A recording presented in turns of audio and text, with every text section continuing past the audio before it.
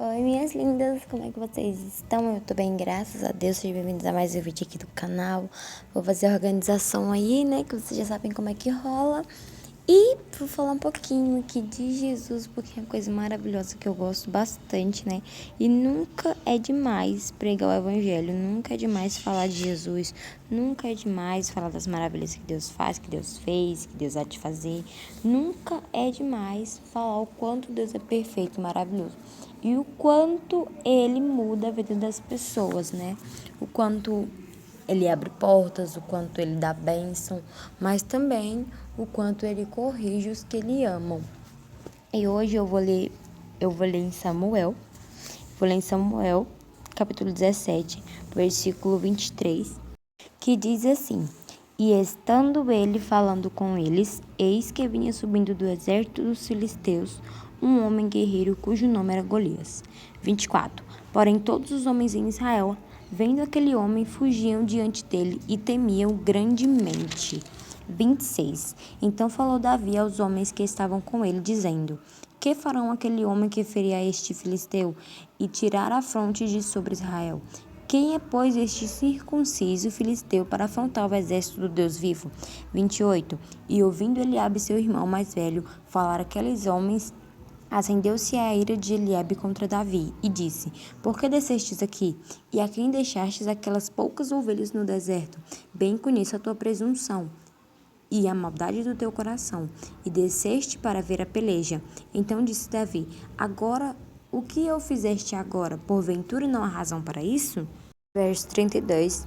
E Davi disse a Saul: Não desfaleça o coração de ninguém por causa dele. O teu servo irá e pelejará contra este filisteu. 45. Davi, porém, disse ao filisteu: Tu vens a mim com espada e com lança e com escudo, porém eu venho a ti em nome do Senhor dos exércitos, o Deus dos exércitos de Israel, a quem tens afrontado. 46. Hoje mesmo o Senhor te entregará na minha mão, e ferir-te-ei, e te tirarei a cabeça e os corpos do arraial dos filisteus. Darei hoje mesmo as aves do céu e as bestas da terra, e toda a terra saberá que há Deus em Israel. 49. E Davi meteu a mão no alforje e tomou dali uma pedra, e com a funda lhe atirou, e feriu o filisteu na testa, e a pedra se encravou-lhe na testa, e caiu sobre o seu rosto em terra. Assim Davi prevaleceu contra o filisteu, e com uma funda e com uma pedra. Aleluia, glória a Deus. Você crê que Deus pode te dar a vitória? Você crê que Deus pode te dar a bênção, independentemente da situação que você esteja, independentemente do gigante que esteja na sua frente? O gigante pode ser uma falta de emprego, o gigante pode ser uma porta que se fechou. O gigante pode ser uma peleja no seu casamento. O gigante pode ser uma peleja entre você e seus filhos. O gigante pode ser qualquer situação que você esteja enfrentando. O gigante significa aquilo que você não consegue sozinho. O gigante significa aquilo que você não consegue passar sem a ajuda de Deus. Porque sem a ajuda de Deus, sem a presença do Espírito Santo sobre Davi, ele não conseguiria derrubar o gigante. Nós precisamos do Espírito Santo de Deus em nossas vidas para derrubar o gigante de cada dia. Eu tenho um gigante de cada dia na minha casa. Eu tenho um gigante de cada dia na minha vida. O gigante de cada dia da minha vida é as batalhas que acontecem. É quando a Sofia, minha filha, que se vocês não sabem, eu tenho uma filha de 1 ano, é quando ela começa a fazer uma birra comigo, como ela se joga no chão. Aquilo é um gigante pequeno, mas é um gigante. Porque eu, como cristão, não posso agir com ela como se eu fosse uma mundana. Como se eu fosse uma pessoa não cristã.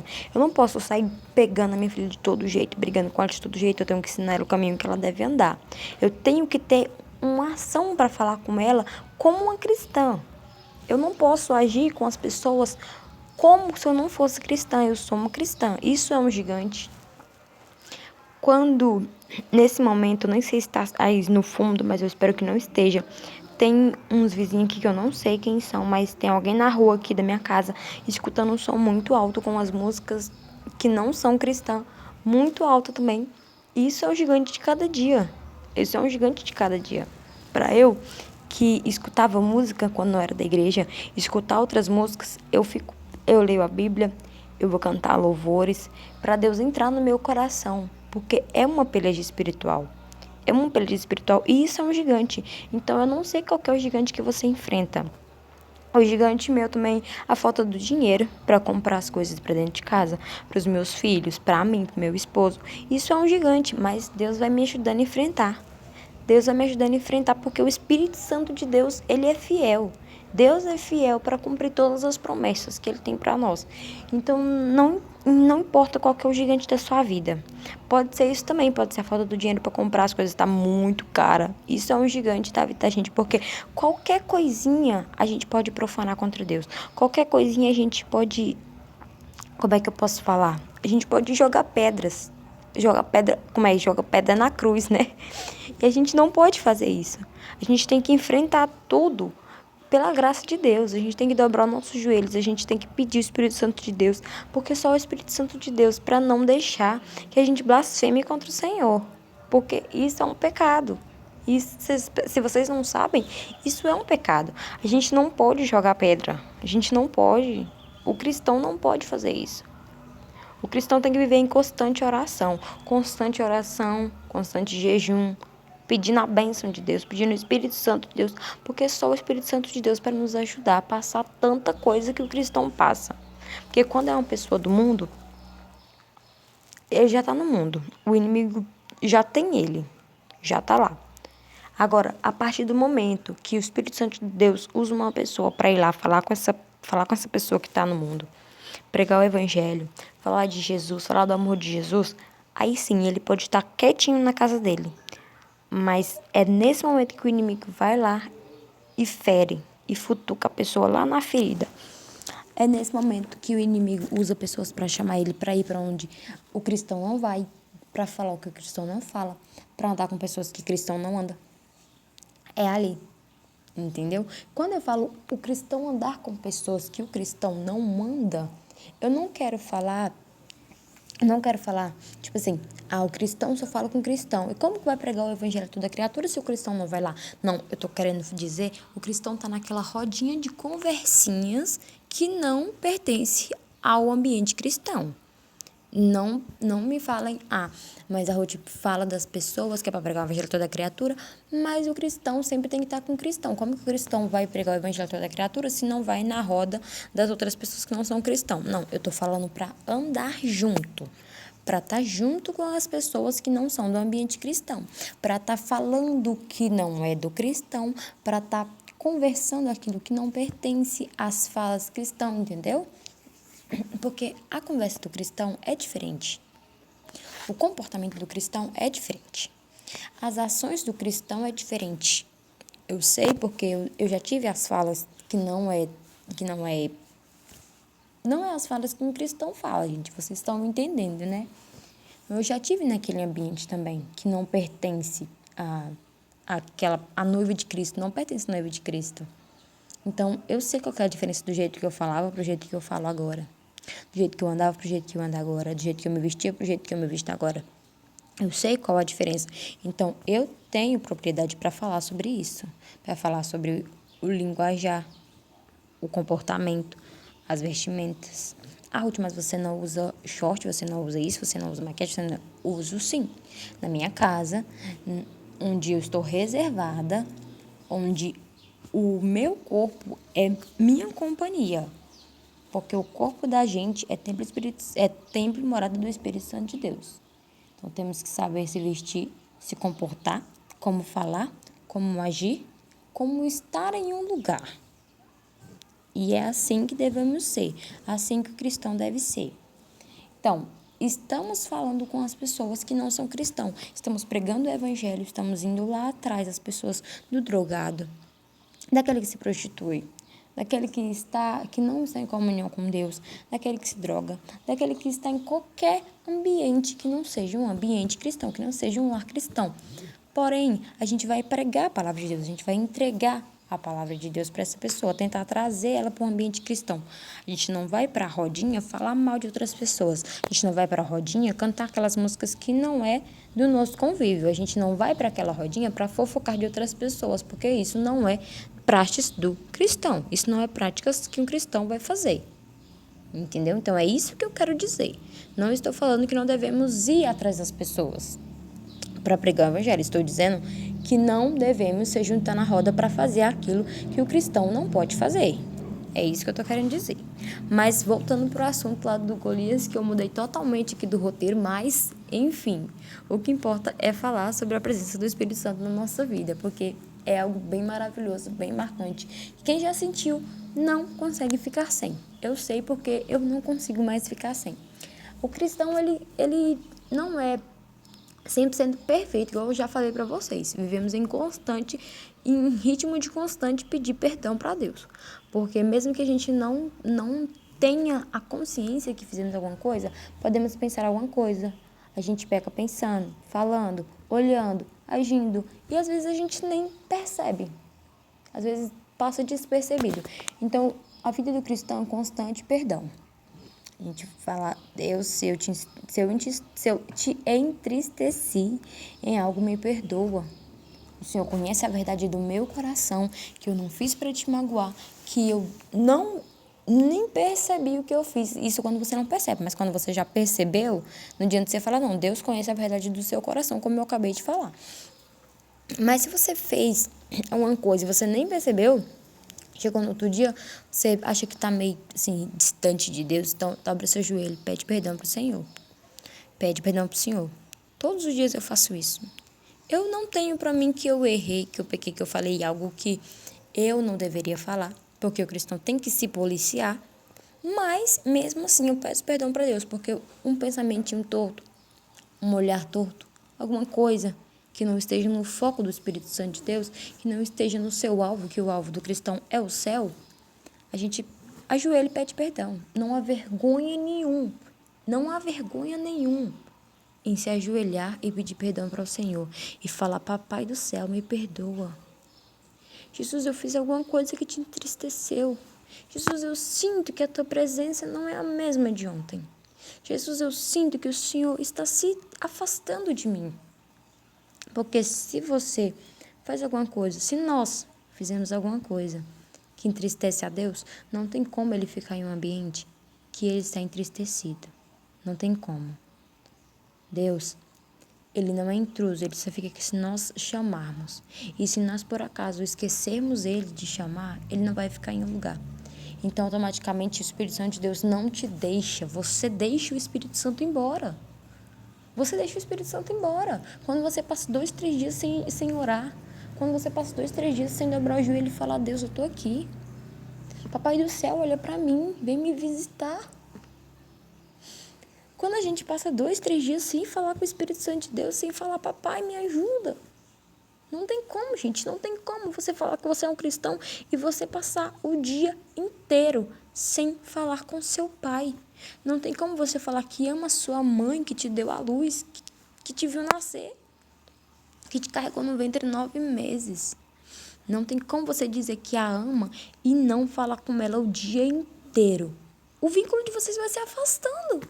O vínculo que vocês têm vai se quebrando, vai se enfraquecendo. Então é isso que eu falo. A nossa convivência com o nosso pai, a nossa intimidade com o nosso pai tem que ser cultivada a cada dia. Por que tem que ser cultivada a cada dia?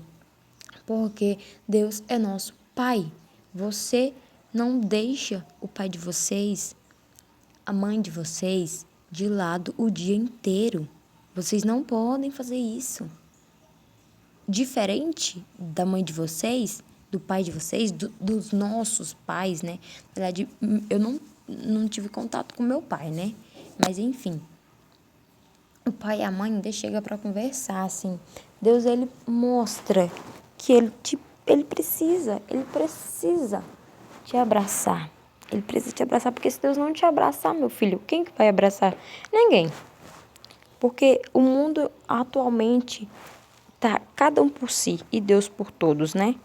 Então, se não é Deus para nos acalentar, não tem mais ninguém que possa fazer isso. Então, temos que buscar o Espírito Santo de Deus, porque só o Espírito Santo de Deus vai nos dar graça para nós enfrentarmos os gigantes da nossa vida, os gigantes que nos afrontam cada dia. A batalha espiritual, ela é real, como eu já disse aqui, e Deus peleja por nós. contra esses gigantes que estão na nossa vida. Porque não é fácil, gente, não é fácil mesmo.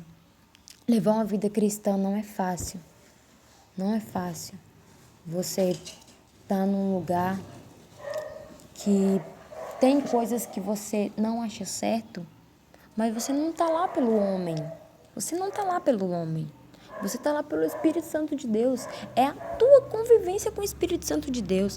É a tua comunhão com o Espírito Santo de Deus. Que nós não venhamos estar em um lugar pela presença do homem, porque o homem é falho. Então, se o homem falhar, nosso coração vai se entristecer. E nós vamos acabar tremendo na base, né? Como dizem algumas pessoas. Tremendo na base. A nossa fé vai se abalar. Por quê? Porque a nossa fé está firmada em homens. E homens são falhos. Agora, se você se firmar no Espírito Santo de Deus, se você se firmar na palavra que o Senhor nos deixou, você não vai se abalar. A sua fé não estará abalada nunca. Porque o Espírito Santo de Deus, ele não falha. O Espírito Santo de Deus, ele tem a graça. E eu fico maravilhada de falar do Espírito Santo de Deus porque é algo muito real. A presença do Pai na nossa vida é muito real. Eu amo falar de Jesus. Eu amo falar de Jesus. Embora eu ainda sinta assim, um tremor nas pernas, mas eu amo. Porque de qualquer jeito eu estou pregando para vocês a palavra de Deus. E eu gosto disso. Eu gosto porque tem tanta gente no mundo, meu Deus, que precisa da palavra de Deus, que precisa ouvir do amor de Jesus. Mas eu não quero enganar ninguém. Ninguém. O Espírito Santo de Deus, a presença de Deus na vida da gente, ela só é real quando a gente está buscando. Porque, como eu disse, Jesus, Deus, o Senhor, o Pai, o Filho, o Espírito Santo, que é uma pessoa só, eu esqueci o nome, gente, mas ele só tá presente se nós deixarmos. Jesus não é intruso. Eu já disse, Jesus não é intruso. O Espírito Santo de Deus não é intruso. Temos que dar permissão para ele entrar. E outra coisa, o Espírito Santo de Deus não habita em lugar sujo. Se você quer o Espírito Santo de Deus, primeiro mude as suas práticas. Se você quer o Espírito Santo de Deus na sua vida, mude o seu jeito de falar. Vai mudando, pouco a pouco.